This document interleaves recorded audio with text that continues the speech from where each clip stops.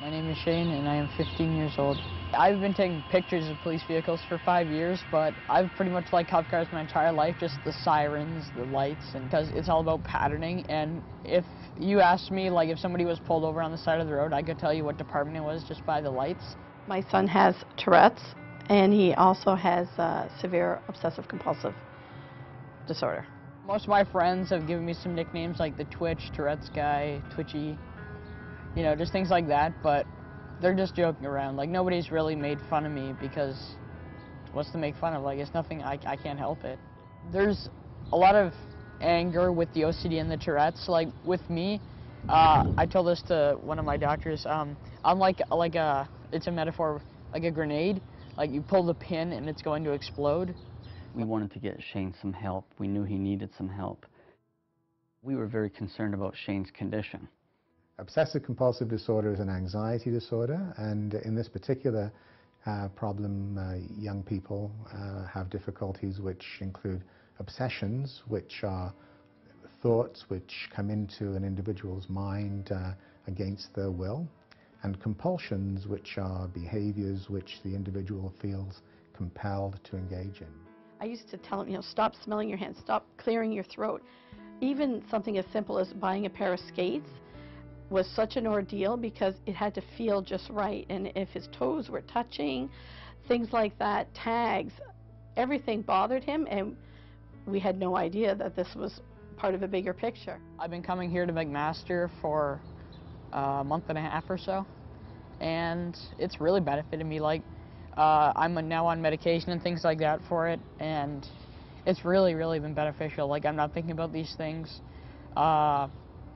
It's been just so much easier concentrating and stuff in school because my mind's not on the different things because I'm using their different strategies. It's clear that mental health problems in kids are a concern now, I think, across the planet, in fact, and in Canada there's a growing tide of concern for a number of reasons. Mental health problems are probably one of the commonest causes of serious difficulties in kids. We see a range of children here in our program, all the way up to age 18, right from birth pretty much, and these are children who come in with a wide variety of different difficulties that they're struggling with, and usually by the time they get to our program they've had such difficulties that it's getting in the way of their life in a pretty substantial way. The team here at McMaster Children's Hospital in the Child and Youth Mental Health Program is a multidisciplinary team. So it's a team that's comprised of nurses, psychiatrists, psychologists, social workers, child and youth workers, early childhood educators. So we've got a multidisciplinary team. McMaster Children's Hospital is what finally gave us answers. It's such a relief to realize that it's a condition. There's a name for it, but just having someone there that could diagnose it and help us and understand it. Well, Shane is confident and happy dealing with the doctors here, and my husband and I, we feel like he's getting real help.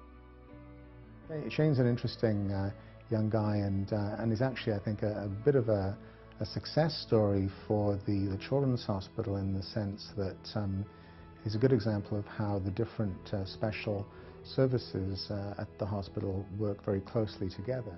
We were very relieved when we started to get answers, and then when we started to see improvements, we were even more overwhelmed. When your own child is like that, it really tears at your heartstrings a great deal.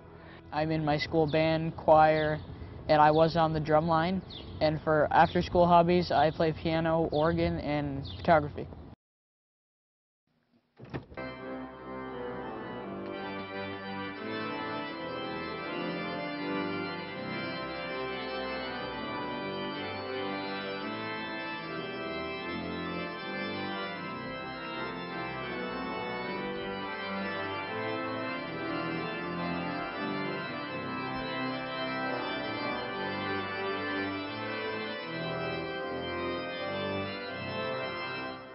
I know that somebody out there cares, and like that people are being my friend and that they're being friendly, and then they're not like, aha, that guy has a twitch.